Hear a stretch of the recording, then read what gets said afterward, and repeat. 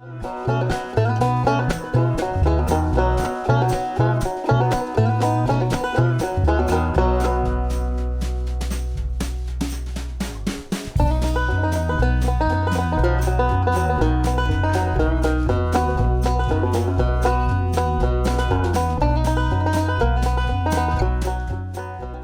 known Lynn since 1991, and I started as a student here. The way that he lived his life and the way that he taught really inspired me to become a teacher and to become who I am today. I thought was very important to nominate him for this award. I knew growing up and kind of becoming part of the art world and the ceramics world, I had known of Lynn and heard of him just through my high school instructor. Well, I was just out of school and I just moved back to Wyoming because I went to school in New York, and I was trying to figure out how I was going to make art. He just gave me a lot of inspiration. He was giving me a lot of encouragement. He really reached out to me through all the years and to help me with my artist career. And my name is Lynn Munns, and we're in Casper, Wyoming in my studio. There was a potter in my hometown. She used to let me make pinch pots as a kid. And that was my first experience with clay. I was probably 5 or 6 years old and stayed and worked, with her, played with her, I'll put it that way, for 3 or 4 years until she ran off with the weaver's husband and they closed the pottery. She was nice and, never got after me, so I kept going back. I'd always been interested in the arts. My mother and my siblings were also very artistic. When I was in college, I needed a fine arts group filler, and I said, oh, I'll do this. I like ceramics, and that was the start.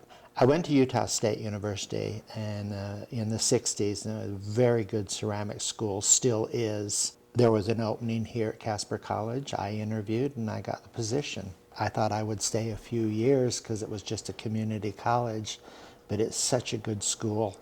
I spent my entire career here. I first met Mike Olson, and he had just come fresh out of the military and kind of didn't really know what he wanted to do. Took a ceramics class, and the two of us hit it off. We've been fast friends since. I was sort of faltering after I got my bachelor's degree. I couldn't decide what I wanted to do, wasn't quite sure.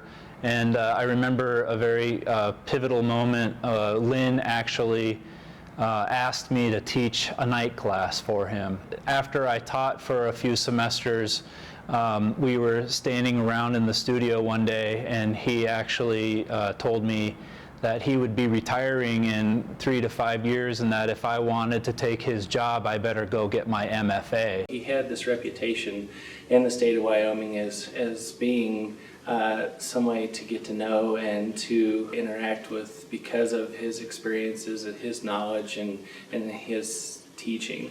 Out of college, I really was lost. And so it took me a long time to kind of find my bearing. And so when I kind of dived in and decided to be a professional artist, Lynn reached out once again, as he had been doing all the years, and he gave me the opportunity to have a solo show up at Casper College. That really gave me a lot of encouragement and to help me through that time of getting my feet wet and learning what to do. And he really guided me through the experience of having a solo show. And in terms of my daily life, his work ethic, his approach to his students, the pots that he makes that are so beautiful and well designed. I make functional ware.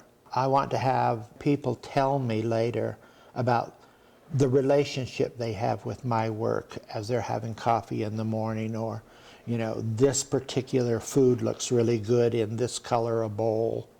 Every day when I go in my cupboard and I get his dishes out and I use them, I remember the lessons that he's given me.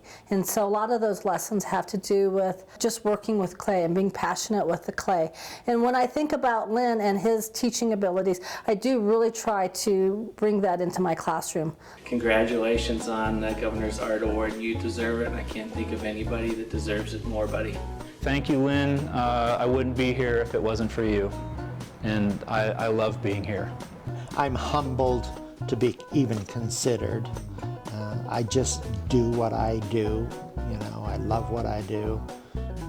Hopefully I'll be able to do it for many more years.